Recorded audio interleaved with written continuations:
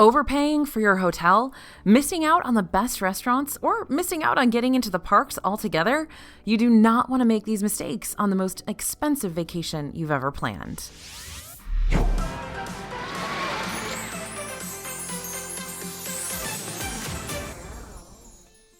Hey everybody, it's AJ for Disney Food Blog. If you're already planning a Disney World vacation, then you know the process is complicated enough without having to worry about a missing step or two along the way. So I'm here to help you nip those 2022 mistakes in the bud before you even make them as you continue to plan for that Disney World trip of a lifetime. Let's get started. First mistake you do not want to make: forget to make crucial reservations 60 days out. The earlier you can get your Disney World vacation dates locked and loaded, the earlier you can prepare for your must-eat dining locations. Now, you're probably not going to want to eat at a table service restaurant for every single meal of your trip because that adds up fast, but Disney World has some super popular restaurants on property that you might want to splurge on for a meal or two. A few of the most popular signature restaurants are Be Our Guest restaurant at Magic Kingdom, Cinderella's Royal Table at Magic Kingdom, Oga's Cantina at Disney's Hollywood Studios, not really a restaurant, more of a lounge, California Grill at Disney's Contemporary Resort, and of course Space 220 in Epcot. Are these all great restaurants?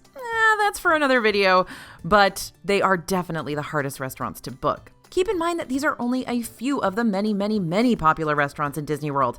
If there's a spot you're dying to try that I didn't mention, you're still going to want to book that restaurant in advance, just because you don't want to risk going to said restaurant the day of your visit and the place being booked full, which, to be fair, throughout most of the year it will be. Dining reservations are available for restaurants 60 days before your trip. You can book them on My Disney Experience app and the Disney World website.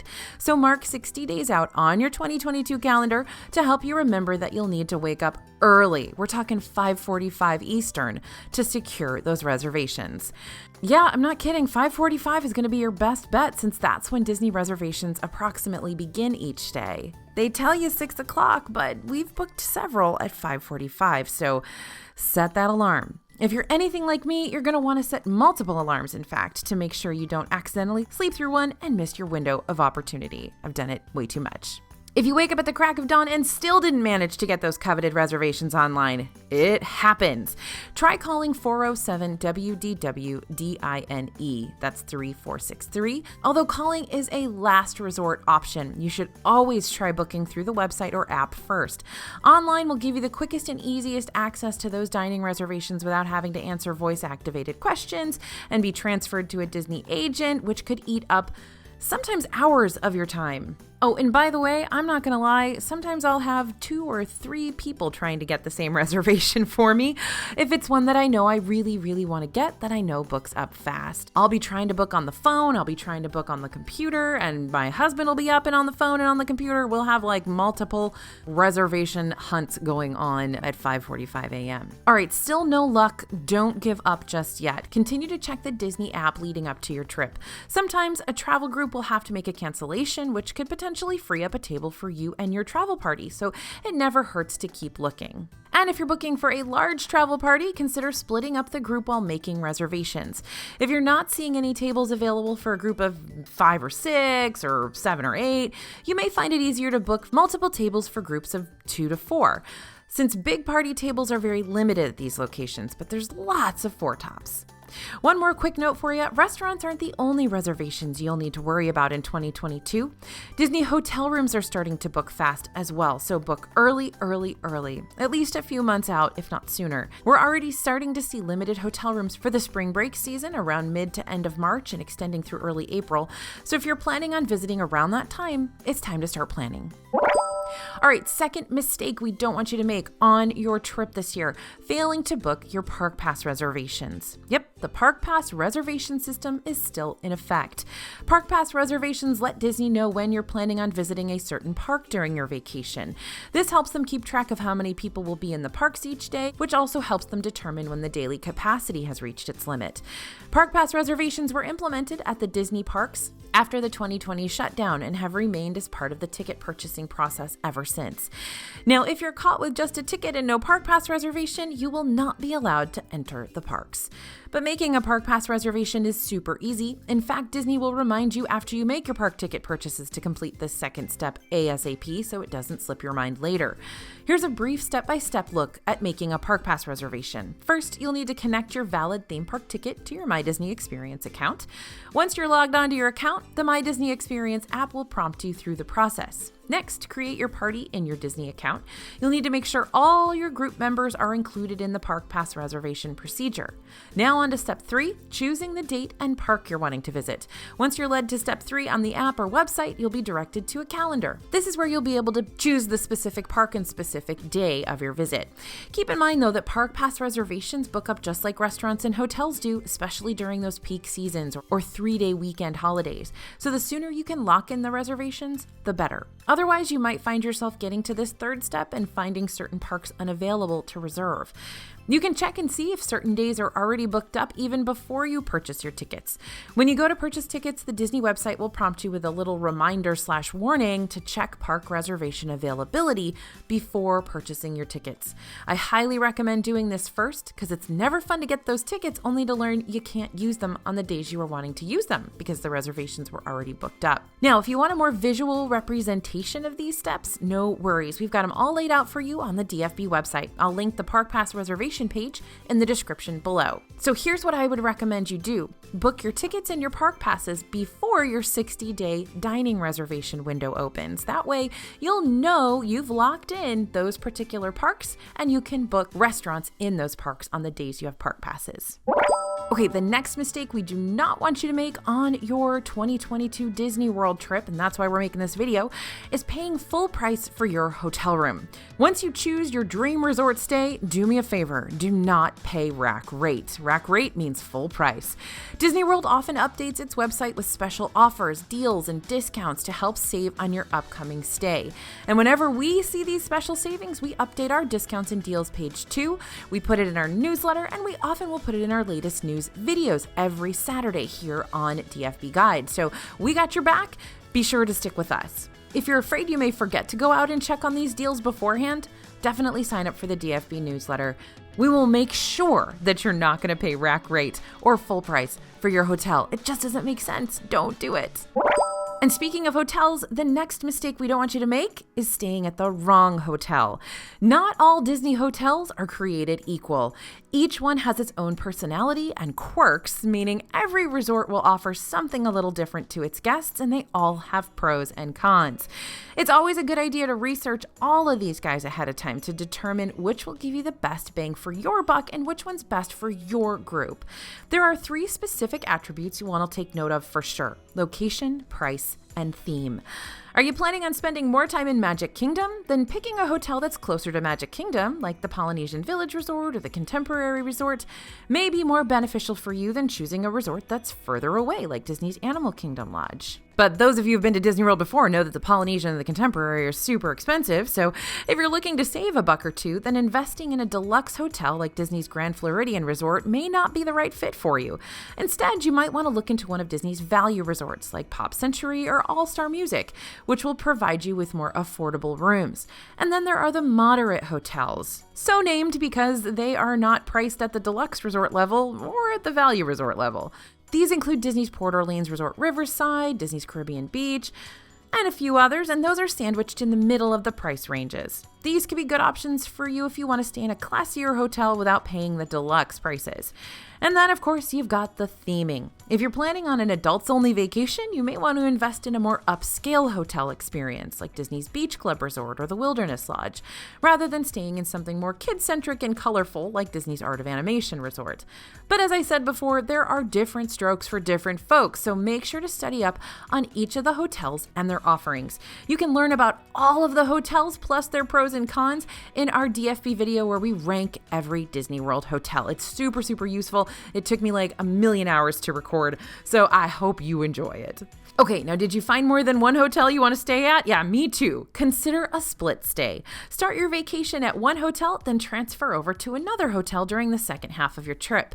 Disney cast members are used to this switcheroo and will help transfer your luggage over to your next hotel. Just let Bell Services know what's up and they'll have you fill out a form, and then voila, they'll take care of the rest.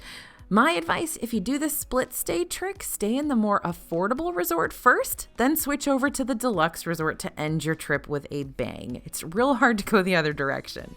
Oh, and don't forget that Good Neighbor hotels exist. Good Neighbor hotels aren't owned by Disney, but they partner with Disney to provide perks that the Disney-owned resorts receive, like early theme park entry and complimentary transportation to and from the parks. These hotels are still close to the Disney property and can oftentimes be a cheaper option than even Disney's value resorts. We talk a lot about Good Neighbor hotels here on the channel, so stay tuned.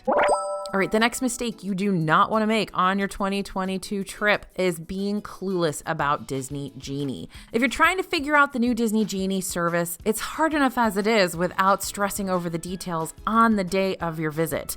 It's best to learn about this system ahead of time to really get the full use out of it and to figure out how you want to use it. Because Disney's going full force into this Disney Genie thing, and it's not going to disappear anytime soon. To really understand what the Disney Genie is in entirety, go check out our DFB video where we dissect everything we learned while using this new system for the first time. If you need more of a visual aid, we got a ton of posts on the DFB website that are also dedicated to our mystical blue friend like me, including a free DFB printable to help you make sense of it all. I'll link the printable in the description. In the meantime, just know that Disney Genie is the new planning service to help you make the most out of your Disney day. It's totally digital, you're not dealing with a human, you're dealing with your Genie. Disney Genie Plus and individual attraction selections are also part of this new service. The two sections grant guests access to lightning lanes of rides and attractions, aka the shorter lines that help you bypass the main standby queues. Disney Genie Plus is a set price of $15 per person for over 40 plus Disney World attractions. And that's per day, by the way, while individual attraction selections feature individual pay-per-ride prices for premium attractions, or what we like to call fancy rides. The prices for individual attraction selections fluctuate depending on the time of year and crowd levels, so yep, you will have surge pricing on that Rise of the Resistance ride. Okay, now that I have the most basic of basic Disney Genie descriptions in your noggin, here are a few specific tips to keep in mind. 1, you don't have to buy Disney Genie Plus for every day you're in the parks, or buy it at all. What we found is that Disney Genie Plus can be very useful in Magic Kingdom specifically. That not only has one of the most intense crowd levels, but it also is one of the parks that has the most rides featured on the Disney Genie Plus feature. So on those super busy park days in Magic Kingdom, being able to access those lightning lanes could prove super beneficial and well worth the money. But having Disney Genie Plus at Epcot isn't exactly necessary on most days. Epcot has great rides, but it doesn't have a ton of rides, and it especially doesn't have a ton of rides that rack up ginormous wait times, aside from Test Track and Soarin' and Frozen Ever After, of course. Two of the more popular Epcot rides, Remy's Ratatouille Adventure and Frozen Ever After, are only available as individual attraction selections most of the time and won't be part of your Disney Genie Plus purchase. That means you'd have to pay extra for those anyway, if you wanted to skip the standby queue. So that makes your selection of rides at Epcot even more limited when you're using Disney Genie Plus. That being said, if you're wanting to hit up rides quickly and you're venturing into Epcot during a time you know is going to be crowded, then by all means consider biting that bullet and paying for the plus. But just know that you don't have to pay for every park every day if you don't want to. There are ways to ride every single ride without paying extra. Second in our Disney Genie list of tips, don't be intimidated away from buying those individual attraction selections. If there's one popular ride you're really wanting to prioritize, like Disney's Animal Kingdom's Flight of Passage or Hollywood Studios' Rise of the Resistance, then just purchase an individual attraction selection for that ride. You can mix and match however you'd like. You can get both Disney Genie Plus and an individual attraction selection, or you can get one or the other, or neither. It's completely up to you. Just remember that you can only buy 2 individual attraction selections per day. And our third Disney Genie tip for you here, familiarize yourself with the ever-changing 120-minute rule. So here's the thing about booking lightning lanes with Disney Genie Plus. You can only choose one ride at a time. You can book a second Disney Genie Plus selection after you've used the first one you booked, your first return time window has ended, if you miss it, or 120 minutes have passed since you booked your last one. Now, that last rule has caused us to scratch our heads time and again. When the system first debuted, we were able to use that 120-minute rule to our advantage. We were able to hold not one, but 2 Lightning Lane passes at a time, and sometimes more than that. But it seems that Disney has cracked down on that rule lately. You must use your first Disney Genie Plus selection before making your next one. To read more about how this all works, you can check out our most recent post regarding the system. I'll link it below. In Disney Genie Plus conclusion, check out this service ahead of time. You can find it as a link on your My Disney Experience app. You can play with it a little bit before you even get to the parks so that you understand how it works. This will also give you the chance to learn about the free part of the new service. The complimentary section of Disney Genie will help you create an itinerary to maximize your time in the parks, at least according to Disney. Another mistake we don't want you to make on your 2022 Disney World trip is to forget to make a game plan for after you land at the airport. All right, Disney's Magical Express is gone. Now it's time to think about our other options. You do have a handful of them, so let's go over them real quick. Choice number 1, Mears Connect. The Mears Connect has a lot of similarities to the old Disney's Magical Express. It's a shuttle service that's literally run by the same people, Mears. So if you're looking for that nice sense of familiarity, there you go. Mears Connect has you covered. You can book your spot on Mears Connect on the Mears Connect website. There you'll be able to choose whether you want the standard service or the express service, which basically boils down to paying a lot extra for a quicker and more personal, but not necessarily private, transportation service if desired. Choice number 2, rideshare. Don't care to take a ride on the new Mears Connect? You can always use a handy-dandy rideshare app like Uber or Lyft instead. Just be aware that the prices will vary on vehicle type and seasonal demand, so you may pay less for one trip and more for another. Also, you're not guaranteed a car seat in the Uber or the Lyft, so if you have kids and you need a car seat, either bring your own or consider another option. Choice number 3, car rental. If you're wanting the freedom to drive when you want, where you want, without having to depend on Disney transportation, then renting a car when you get off your flight could be beneficial. However, rental cars are going to be your priciest option here. Not only are rental prices expensive at the moment, but you're also going to have to pay for parking at your Disney World hotel as well. Choice number 4, the Sunshine Flyer. Initially, we thought the only bus service that'd be available after Disney's Magical Express disappeared would be Mears Connect. Then here comes the Sunshine Flyer, swooped out of the shadows and made its presence known. The Sunshine Flyer is another bus service that takes Orlando International Airport travelers to and from Disney hotels, but this one's themed like an old-fashioned 1920s steam train, complete with very vintage concepts like USB chargers and 3-point seat belts. Right? Super vintage. Now, this service won't be available until February 1st, 2022, so we won't have to wait much longer for this new service. But if you're planning on still making a trip out in January, you'll have to count the Sunshine Flyer out of your transport options. All right, we've probably exhausted you with transportation info by now. Just make sure to weigh the pros and cons of each choice and decide what the right fit will be for you and your group to invest in. You can learn more about the price comparisons for these different modes of transportation on the DFB website. I'll link our most recent post in the description below. Okay, the next mistake we do not want you to make on your 2022 trip to Disney World is assuming things are completely back to normal. 2020 seems like it was both yesterday and also 5,000 years ago. So much has happened since then. Either way, the impacts of the pandemic continue to impact the world currently, including Disney World. At this time, guests are still required to wear masks indoors, but can take them off at outdoor locations or while dining. Resort hopping still isn't encouraged. To park at and visit a resort, visitors either need to be staying as guests or have dining reservations at that hotel. Many restaurants have different menus and new hours of operation that change frequently. You'll want to study up on these menus and times beforehand on the Disney or DFB websites. And we'll also let you know every week about menu changes and price increases at Disney restaurants. We are monitoring that consistently. There are still a handful of experiences closed as well, including restaurants and shows, like Hoop-Dee-Doo Musical Review at Disney's Fort Wilderness Resort, the Harmony Barbershop at Magic Kingdom, Bibbidi Bobbidi Boutique. None of those have been announced as returning. Even attractions that have been announced to reopen in the future, like the Festival of Fantasy Parade at Magic Kingdom and Fantasmic at Disney's Hollywood Studios, are still unavailable currently with no exact opening dates yet. We'll be on the lookout for them though. And Epcot is still in major Walcott mode, meaning you're gonna feel like a mouse in a maze and not the Mickey kind, with all the construction going on currently. But that construction's all gonna hopefully pay off once Epcot's transformation is complete. You can learn more about Epcot's transformation on our website. I'll link it in the description too. All of this is to say that if you haven't been to Disney World in a hot minute, set your expectations ahead of time. You'll definitely be walking into a different Disney World than you remember. But instead of obsessing over wishing things would go back to normal, try instead to focus on all the positive changes that have happened. In 2021, Disney World got new rides, new restaurants, new shows, new experiences. Check out our video covering the 30 new and amazing things that happened last year in Disney World, and you can get hyped along with us. All right, another mistake we don't want you to make on your Disney World trip is listening to bad advice. Friends, family, Facebook groups, they all mean well, but sometimes the advice they give you for your Disney World vacation could lead you astray. Whatever advice you receive about your pending Disney vacation, tread carefully.